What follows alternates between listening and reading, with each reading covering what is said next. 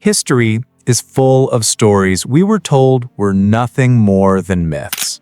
Tales of lost cities, legendary rulers, and impossible events that sounded more like fairy tales than fact.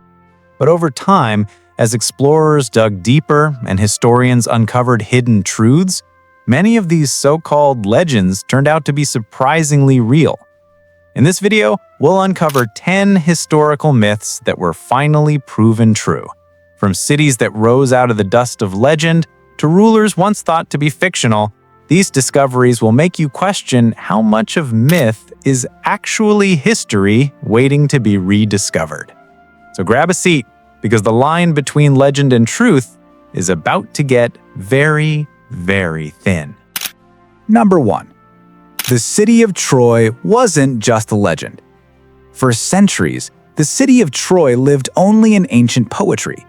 Most people believed Homer's Iliad was nothing more than a work of imagination, a story of gods, warriors, and battles that never really happened. To many, Troy was as fictional as Atlantis.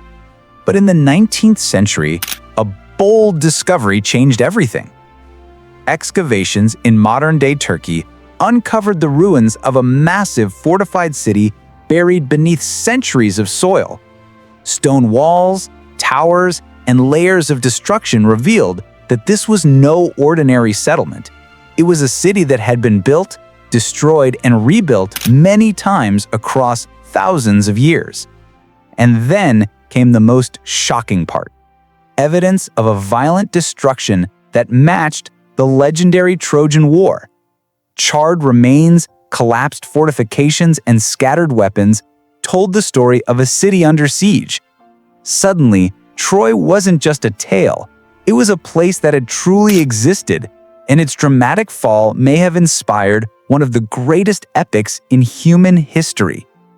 Today, historians agree that Troy was real, and while the details of Homer's story may have been exaggerated or mixed with myth, the city itself stood proudly as a center of power, trade, and conflict in the ancient world. What was once dismissed as fantasy turned out to be an echo of real history. Number 2. The Vikings reached North America long before Columbus. For centuries, the story of Norse explorers reaching North America was brushed aside as nothing more than legend. Old Icelandic sagas spoke of a mysterious place called Vinland, where brave seafarers had sailed west and found new land. But most historians dismissed these tales, believing they were exaggerations, or perhaps just symbolic stories of distant islands. Then came one of the greatest historical surprises of the 20th century. In the 1960s, archaeologists working in Newfoundland, Canada, uncovered something extraordinary: the remains of a Norse settlement at a site called Lonso Meadows. There, buried beneath the grass and soil, were the unmistakable ruins of Viking-style buildings, longhouses with turf walls, fire pits, and even ironworking facilities. This was no coincidence. The structures matched the style and construction of Norse settlements found in Greenland and Iceland. Tools and artifacts confirmed what the sagas had claimed all along. The Vikings had indeed crossed the Atlantic nearly 500 years before Columbus set sail. The discovery rewrote history. For the first time, the world had undeniable proof that Europeans had set foot in North America long before the age of exploration. And the sagas about Vinland, once thought to be wild tales, suddenly looked a lot more like accurate memories passed down through generations. Today, historians debate how far the Vikings explored. Some believe they traveled further south, possibly as far as modern-day New England. What's certain is that their brief presence in North America was real. They didn't stay long, but their journey remains one of the most daring feats of exploration in history. Proof that sometimes the stories told around a fire hold more truth than we imagine. Number 3. The city of Troy wasn't just a myth. For centuries, most people believed the story of the Trojan War was nothing more than an epic tale spun by Homer in the Iliad. A gripping legend of gods, heroes, and a city brought to its knees by a clever wooden horse. Historians, poets, and scholars alike treated Troy as pure mythology, a story that belonged to the same category as Zeus and Achilles, not to real-world history. But then, in the 19th century, one man changed everything. His name was Heinrich Schliemann, a wealthy German businessman who also happened to be obsessed with ancient history. Convinced that Homer's epics contained hidden truths, he set out to prove that Troy had been a real city. Many laughed at him, calling it a fool's dream. In the 1870s, Schliemann began excavating in modern-day Turkey near a site called Hissarlik. What he unearthed shocked the world. Beneath layers of soil, he discovered the ruins of multiple ancient cities built on top of one another. Among these layers was evidence of a great city that had been destroyed by fire and war. The discovery sent shockwaves through the academic world. Could this be the Troy Homer wrote about? While historians still debate how much of the Iliad is fact versus fiction, the ruins at Hissarlik proved one thing beyond doubt. There had been a real city of Troy, and it had faced catastrophic destruction. Archaeologists have since found fortifications, weapons, and signs of a thriving Bronze Age civilization at the site. And while we may never know if a giant wooden horse rolled through its gates, we do know that Homer's tale wasn't just fantasy, it was rooted in reality. What makes the story so fascinating is that it blurs the line between myth and history. For centuries, Troy was dismissed as a bedtime story for ancient Greeks. But thanks to stubborn curiosity and a willingness to dig deeper, we now know that behind the poetry, there was a real city, real people, and a real war. So next time someone tells you myths are just make-believe, remind them of Troy, the city that leapt from legend into the pages of history. Number 4. The Amazon warrior women were real. When you hear the word Amazons, what comes to mind? For most of us, it's the legendary warrior women from Greek mythology, fierce, untamed, and skilled with bow and spear.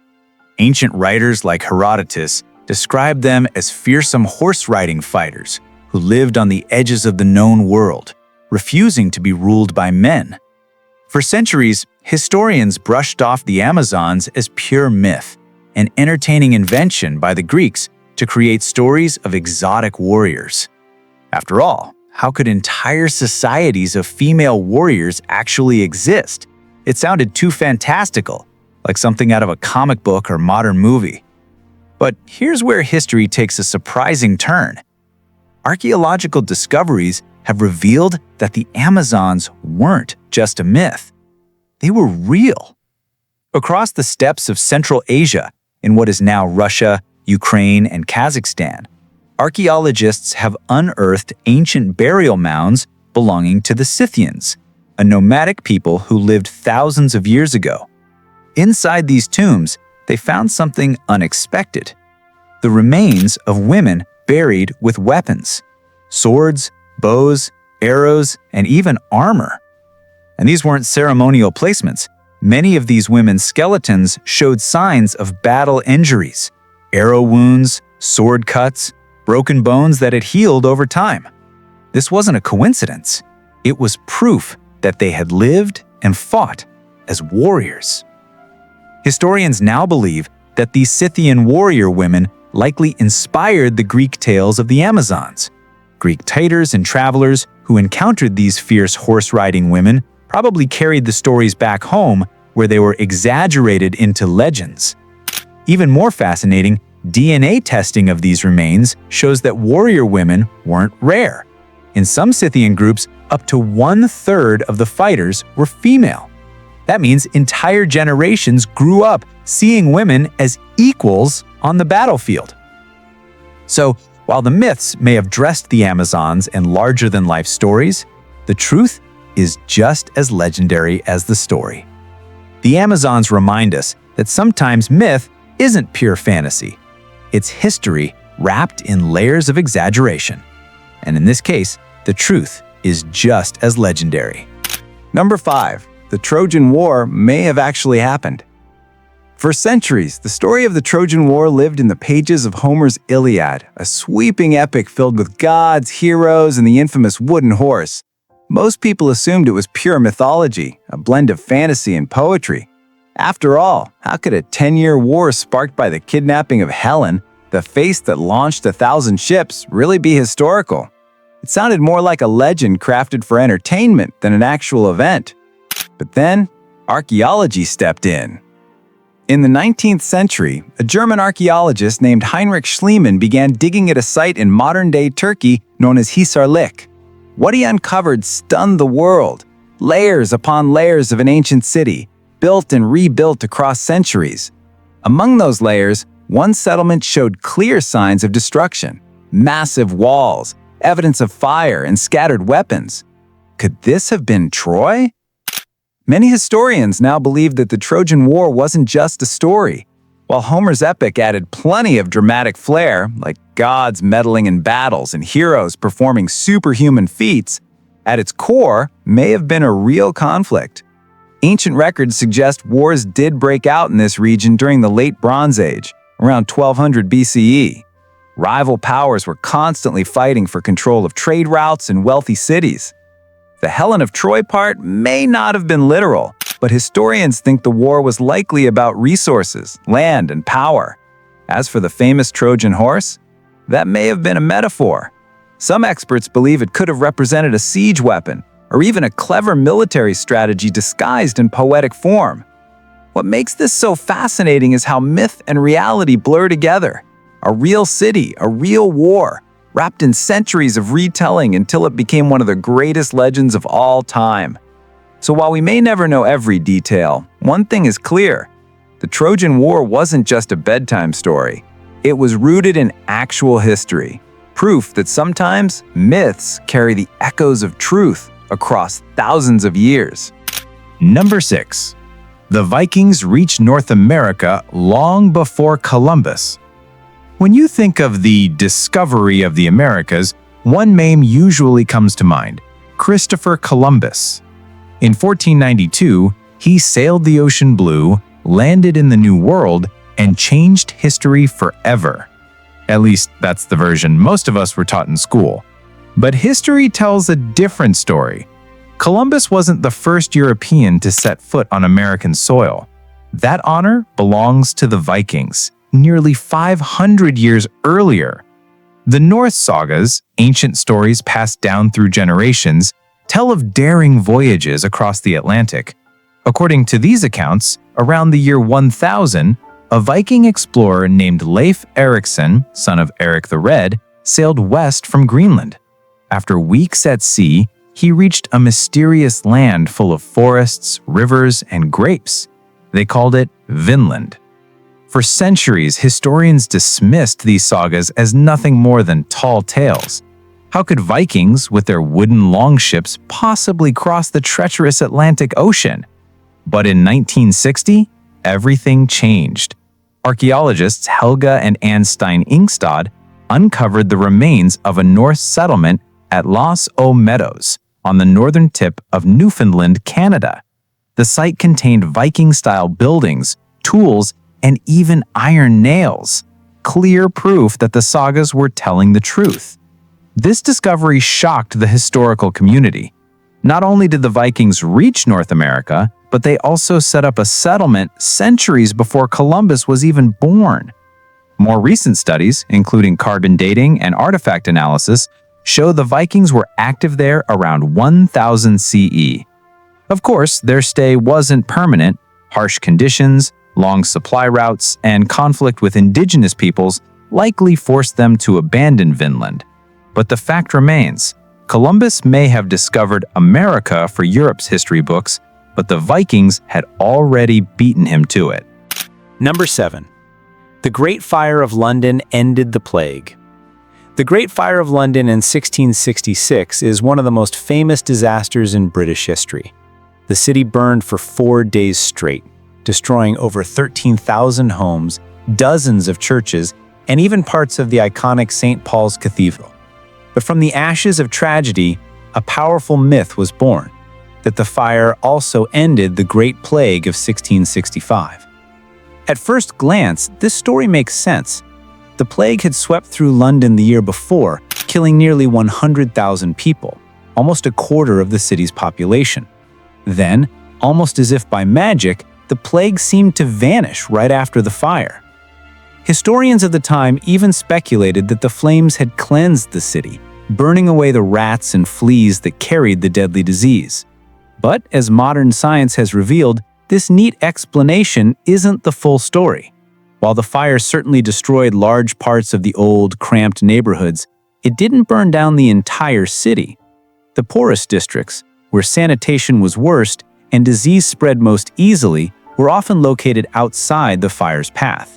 In other words, the fire alone couldn't have wiped out the plague.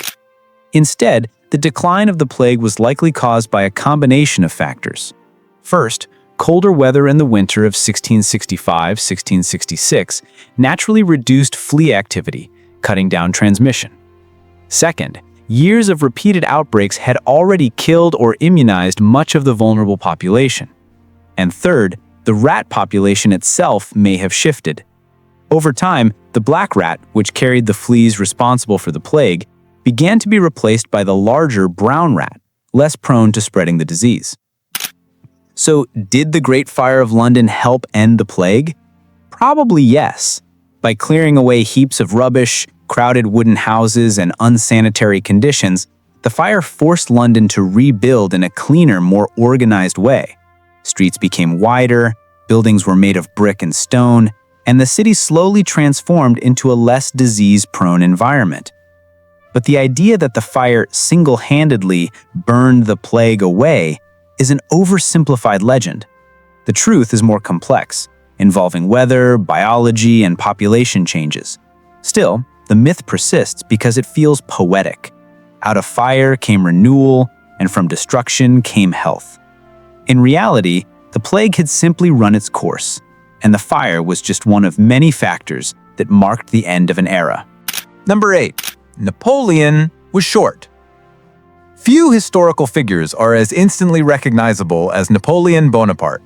The French emperor is remembered as a military genius, a political reformer, and a very short man. For centuries, the phrase Napoleon complex has been used to describe men who overcompensate for their lack of height with aggression or ambition. But here's the twist. Napoleon wasn't actually short at all. So how did this myth begin? At the time of his death in 1821, records listed Napoleon's height as 5 feet 2 inches. By today's standards, that sounds tiny. But here's the catch. Those measurements were taken using the French inch, which was longer than the English inch.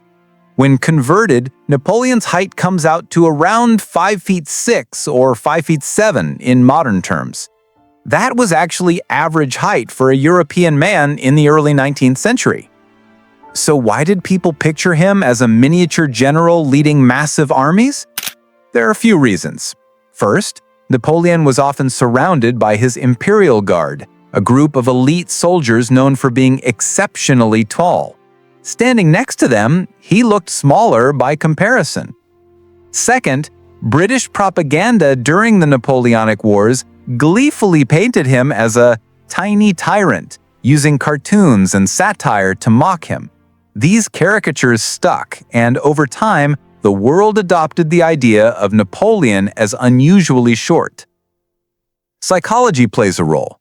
Napoleon's larger-than-life personality, his relentless ambition, and his ability to command vast armies all made him seem like he was compensating for something. People love simple explanations, and the idea of a short man clawing his way to power fit perfectly into that narrative. In truth, Napoleon's height was completely ordinary for his time. He wasn't a giant, but he wasn't the pint-sized ruler history makes him out to be. The Napoleon complex is more a reflection of propaganda and cultural storytelling than reality. This myth shows how easy it is for a political smear campaign to turn into historical fact. Even today, when we have documents, conversions, and portraits that prove his true size, the legend of Napoleon, the Little Man, continues. It's a reminder that history is not just written by the victors, it's also shaped by their jokes. Number 9. The Great Wall of China is visible from space. When people talk about the wonders of the world, the Great Wall of China often tops the list. It's massive, stretching over 13,000 miles across mountains, deserts, and valleys. For decades, one of the most repeated facts about the wall has been that it's the only man-made structure visible from space with the naked eye. It's a claim so popular that it even appeared in school textbooks and trivia games. But here's the truth. Astronauts have confirmed that the Great Wall is not clearly visible from space without assistance. So where did this idea come from? The myth can be traced back as far as the 18th century, long before humans ever dreamed of orbiting the Earth. In 1754, an English antiquarian named William Stukeley speculated that the wall might be visible from the moon because of its sheer size. That wild guess somehow got repeated over generations and eventually transformed into fact. By the time humans finally reached space in the 20th century, people were expecting the wall to be one of the first things astronauts could spot. In reality, seeing the Great Wall from orbit is extremely difficult. For one, the wall is relatively narrow, often only about 20 to 30 feet wide. That's tiny compared to features like rivers, highways, or airports, which are much easier to see. The wall is also built from materials that blend into the natural landscape, such as stone, earth, and wood. From hundreds of miles above, it camouflages almost perfectly with the surrounding terrain. When astronauts aboard the Apollo missions and later on the International Space Station looked for it, most reported they couldn't spot the wall with the naked eye. NASA has even clarified multiple times that the Great Wall is not visible without help, such as high-powered lenses or specific lighting conditions. Other human-made objects like cities at night, large airports, or vast highways are actually much more visible than the wall. Yet the myth persists because it sounds so good. The idea of a structure so enormous and ancient that it can be seen from orbit is incredibly romantic. It feeds into the sense of awe we already have about the wall and its place in human history. Even though science has proven otherwise, people love repeating the story because it makes the wall sound even more legendary. The real truth is no less impressive. The Great Wall doesn't need space visibility to prove its importance. Built over centuries to protect empires, it remains one of the most ambitious construction projects in human history. Its sheer length, the manpower required, and its enduring presence make it a wonder of the world, whether or not astronauts can see it. Number 10. The Dark Ages were totally dark. When you hear the phrase, the Dark Ages, what comes to mind?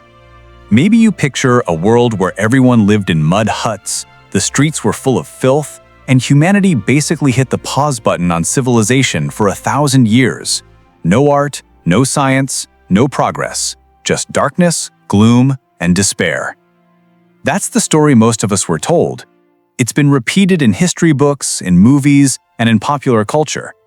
The idea that when Rome fell in the 5th century, everything collapsed into a pit of ignorance until the Renaissance magically pulled Europe back into the light. But here's the twist. Historians today say that this view of the Dark Ages is not just wrong, it's one of the most misleading myths in all of history.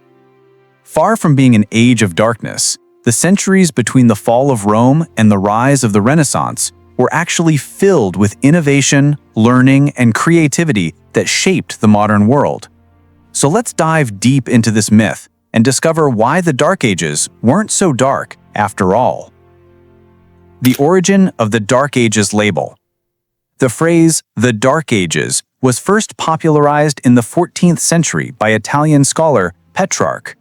He loved the art and culture of ancient Rome and believed his own time was inferior. To him, the centuries after Rome fell were simply dark compared to the shining brilliance of classical civilization. Later, Enlightenment thinkers in the 17th and 18th centuries took this idea and ran with it. They looked back at medieval Europe with disdain, portraying it as superstitious, backward, and ignorant. Everything they thought they had escaped. And that's how the myth spread. Over time, textbooks and pop culture cemented the idea that the medieval period was 1,000 years of nothingness. But if you zoom in, the evidence tells a very different story. Farming innovation and feeding millions. Let's start with agriculture. Far from being primitive, medieval farmers developed clever tools and techniques that transformed Europe. The invention of the heavy plow allowed them to till thick, rich soils in northern Europe. The three-field crop rotation system gave farmers more food while keeping soil healthy. Horses were fitted with new harnesses that let them pull plows without choking, meaning more land could be farmed faster. These weren't small changes. They were revolutions in farming that meant better diets, healthier populations, and growing cities. If the Dark Ages were really dark, how did the population of Europe nearly double between the years 1000 and 1300? Knowledge was preserved, not lost. Another common myth is that all knowledge from Rome and Greece vanished into thin air when the empire collapsed. But medieval scholars, especially monks, worked tirelessly to copy, preserve, and protect ancient texts. Inside monasteries, scribes spent their lives hunched over parchment, carefully reproducing books by hand. Without their dedication, much of the wisdom of the classical world, from Aristotle to medical texts to Roman law, would have been lost forever. And it wasn't just copying. They studied these texts, debated them, and expanded upon them. By the time of the Renaissance, much of the rediscovered knowledge was actually knowledge that medieval scholars had been preserving for centuries. Birth of universities. If the Dark Ages were supposedly a time of ignorance, then how do we explain the birth of universities? The University of Bologna, founded in 1088, is often called the first modern university. Oxford and Paris soon followed. These institutions became hubs of learning, debate, and scientific curiosity. Students studied philosophy, mathematics, medicine, and law. Professors argued over theories. Ideas spread. Sound like darkness to you? More like the first flickers of the modern education system. Science and invention. Here's something you probably didn't expect. Medieval thinkers advanced optics, laying the groundwork for eyeglasses and telescopes. They made progress in astronomy, predicting eclipses and mapping the stars. Engineers invented water mills, windmills, and even mechanical clocks. One 13th century friar, Roger Bacon, wrote about flying machines and the scientific method long before they became mainstream. These weren't just daydreams, they were early steps toward the technological revolutions of later centuries. Architecture that still amazes. If you've ever walked into a Gothic cathedral, you know that the medieval period produced some of the most stunning architecture in history. Structures like Notre Dame in Paris, Chartres Cathedral, and countless castles across Europe weren't just buildings, they were feats of engineering genius. Towering spires, flying buttresses, and intricate stained glass windows, all created without modern machines.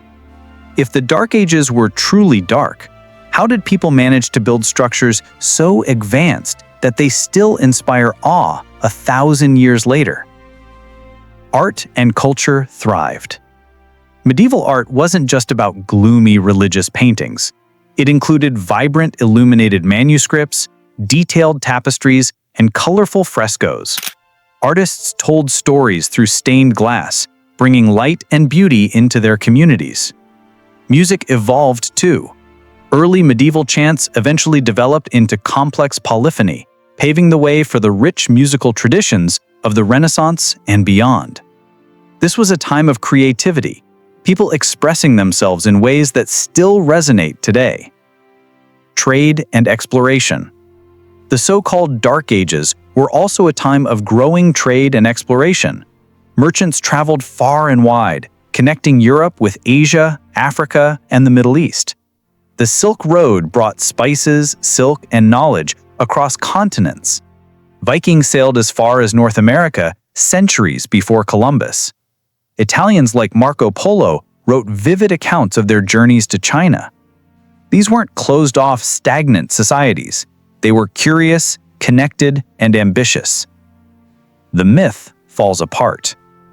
So why does the myth of the Dark Ages still stick? Because darkness makes for a simple story. It gives us a neat timeline. Rome fell, civilization collapsed, then Renaissance saved the day. But history is never that simple. The medieval period was a time of both struggle and progress, hardship and innovation. Yes, life could be tough. Yes, there were wars, plagues, and setbacks. But there was also growth, learning, and creativity that set the stage for everything that came after. Why it still matters. Understanding the truth about the so-called Dark Ages isn't just about correcting old mistakes. It changes how we see human history. It reminds us that progress doesn't always look like a straight line. Even in times that seem difficult, people adapt, invent, and create. They find beauty in hardship and build futures they'll never live to see. The medieval world wasn't dark. It was the spark that lit the flame of modern civilization. Thanks for watching Cool Dude Explains, where comedy meets curiosity. Don't forget to like, subscribe, and drop your favorite myth or question in the comments. Stay curious, stay cool, and I'll see you in the next video.